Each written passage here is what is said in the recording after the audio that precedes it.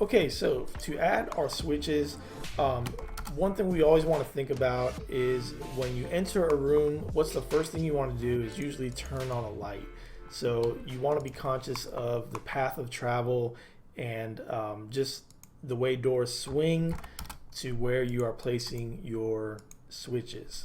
So I'm going to add a switch here, and I also need to think about what I want this switch to control. So for one, I know that I need a switch for my exterior light here. I'm probably going to want a switch for my living room lights here, and I may or may not need it for my dining area, but since it's so close to the entry, I'll probably go ahead and add a switch there.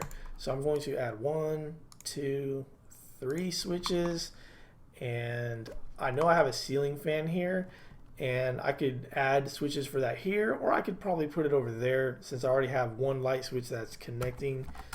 Actually, I'm going to do both. I'm going to add, whoops, let's make sure I copy that fully.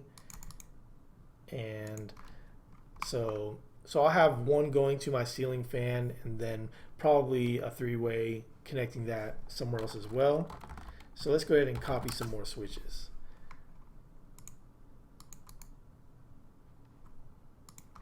Okay, so we need a switch for our utility room here, and just because of how our utility room is set up, I'm going to place my switch on the outside of it, and we probably want some switches to control our living room here and that fan light.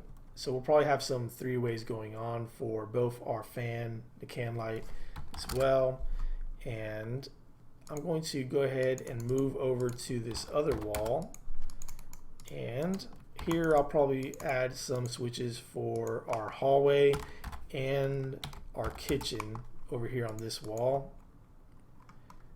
And let's see, we'll do 1, 2, and that should be good. We'll do 1 for our hall lighting and 1 for our kitchen. And I'm going to add a switch over here, and this will be for our pendant lights right here.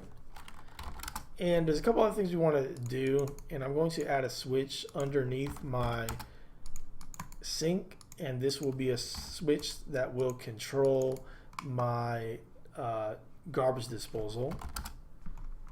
And I think that's good there. So let's go ahead and copy a couple more switches.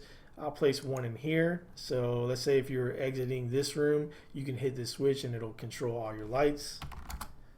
And let's see, we'll add some for our bathroom.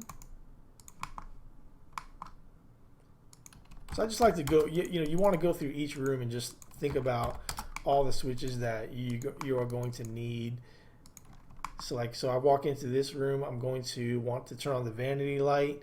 I could have these connected all together, or I could have the vanity light connected to one switch, the can lights to one, and then my ceiling fan to another. So I'm putting 3 switches there for that. And I could do for my ceiling fan here, I could do 1 switch that'll control the light and the fan, or I can do 2 and have it wired so that 1 controls the fan, 1 controls the light. And I'm going to add 1 more outside, a little bit over here for my closet. And let's go ahead and copy these over here to this room. So we'll do kind of the same thing. We'll have 2 for our ceiling fan and 1 for our closet. And let's see, I think I have all my switches. Oh, I forgot about this exterior door here. So 2 things I'm going to want is I'm going to want an exterior wall-mounted light and a switch for that. And I'm going to go ahead and make it add a double switch here so that I can control my lights here as well. So I think I have all my light switches. Okay, so let's move on to the next thing, which will be we can either start doing our light switch, just the where they're connected, our connectors, or I can do resetting. So let's move on to the next lesson.